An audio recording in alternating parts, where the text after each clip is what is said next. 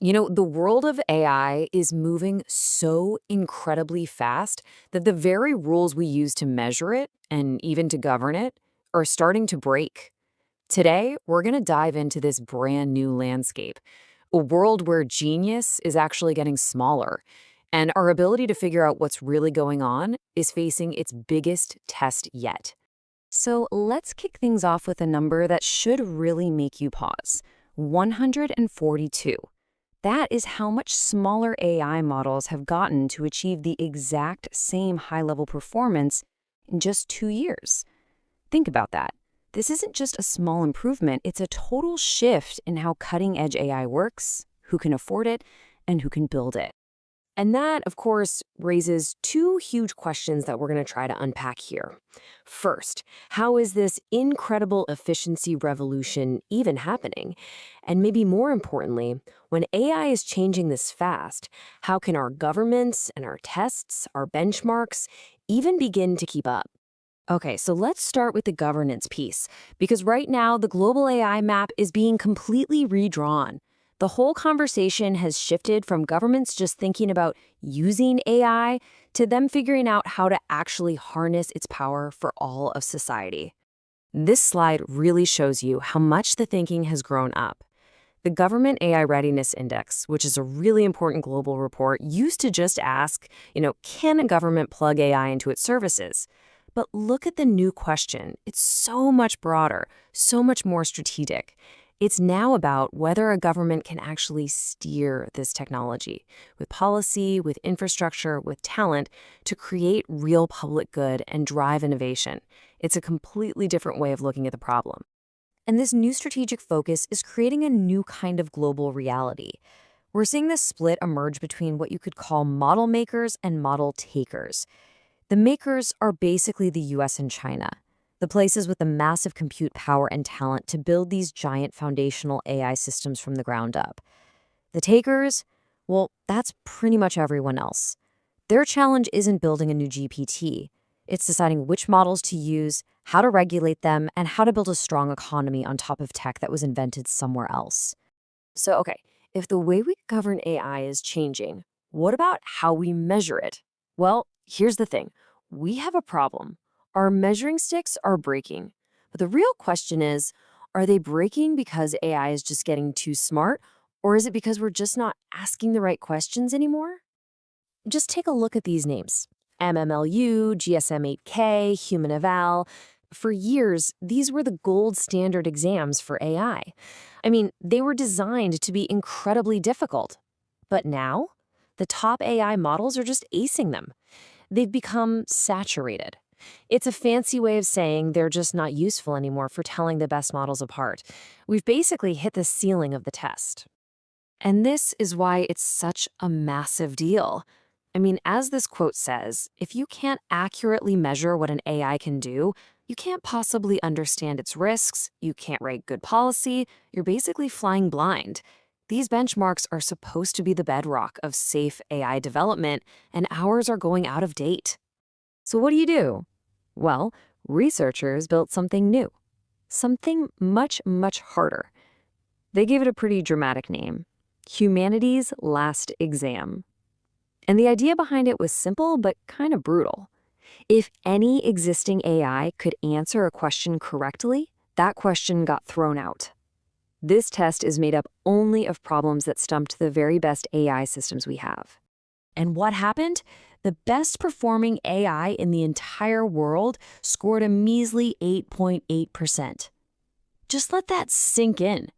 This number is just staggering. It shows this massive, massive gap between how well AI does on those old tests and what true expert-level human reasoning looks like. It's a really important reality check on how we think about AI progress. Okay, so how are models making these incredible jumps on some tests while getting smaller and more efficient at the same time? Well, it all comes down to a revolution in two things: how they're built and how they think. This slide right here, this is that 142x reduction we started with, perfectly laid out. Back in 2022, you needed this absolute monster of a model. Google's Palm, with 540 billion parameters, just to clear a key benchmark. Fast forward to 2024, and Microsoft's Phi 3 Mini can do the exact same thing with less than 4 billion parameters. It's all about smarter algorithms, better training data, and refined designs. It proves that just throwing more power at the problem isn't the only way anymore. And one of the biggest new tricks up their sleeve is something called test time compute. Honestly, the best way to think about it is like giving the AI extra time and some scratch paper. Instead of just blurting out the first answer it comes up with, the model is encouraged to explore different ways of reasoning, to check its own work, and sort of refine its thinking before it gives you the final answer. So, you have to ask, does it actually work? Well, the answer seems to be a huge yes. Just look at this jump. It's incredible. On a ridiculously hard math exam, the standard GPT-4o, which is brilliant, scores under 10%. But a model called O1, using this new thinking time method, scores over 74%. That's not just a little bit better, that is a totally different class of performance. And here's kind of a simplified look at how it actually happens. The model doesn't just go straight from the question to the answer. First, it generates a few different ways it could solve the problem, kind of like a student trying out different formulas. Then, it actually evaluates those different paths, mixes and matches ideas, and only then does it pick the one that looks best to generate the final answer. It's a much more deliberate and, well, it seems like a much more intelligent process. But you knew there had to be a catch, right? And there is. This deeper reasoning comes at a really steep price. It's almost 6 times more expensive to run, and it's a whopping 30 times slower than a standard model. So what that means is, while it's amazingly powerful for really specific, important problems, it's just not practical for the kind of real-time, snappy AI we use every day in chatbots. Not yet, anyway. And this brings us to the really critical twist we've been building up to. We've got these incredible performance gains, these super efficient new models, but how real is all this progress? Because some researchers are now saying, hey, hold on a minute, and suggesting that what we're seeing might, at least in part, be an illusion. This right here reveals a pretty big gap between the hype and the reality. When independent researchers try to recreate these amazing results that developers report, but they do it under really strict, standardized conditions, the scores often drop a lot, sometimes by as much as 17%. It shows that what a company claims its model can do and what can be reliably proven aren't always the same thing. And here it is, the heart of the matter, from the very authoritative State of AI report. It's basically saying that many of these celebrated jumps in reasoning might just be statistical noise.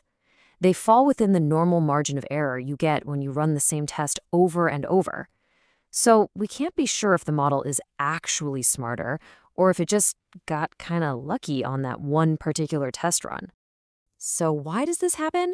Well, there are 3 main reasons. First, like we just said, the gains often aren't statistically significant. Second, these models are super sensitive. You change one word in the prompt, or you run the test on different hardware, and you can get a totally different result. And third, a lot of these advanced tests have so few questions that getting just one extra question right can make a model score jump by a huge misleading amount. And this slide, this just illustrates perfectly how fragile this so-called reasoning can be. It's amazing. On the left, you've got a complex math problem, and the model solves it. Great. Now, on the right, it's the exact same problem, but with one totally irrelevant sentence added about cats. The logic of the problem hasn't changed at all. And yet, boom, the model completely fails. This is a huge clue that it's not really reasoning like a human. It's doing some kind of very brittle pattern matching that's easily confused. Which leaves us with this final, really critical question. We're in this moment where AI is getting more efficient and more accessible than ever before. Governments are totally changing their strategies to deal with it. But at the exact same time, the tools we use to measure it are failing, and its most amazing tricks seem to be shockingly fragile. So, how do we really know if we're moving forward? How can we be sure we aren't just getting better at building systems that are really, really good at passing tests?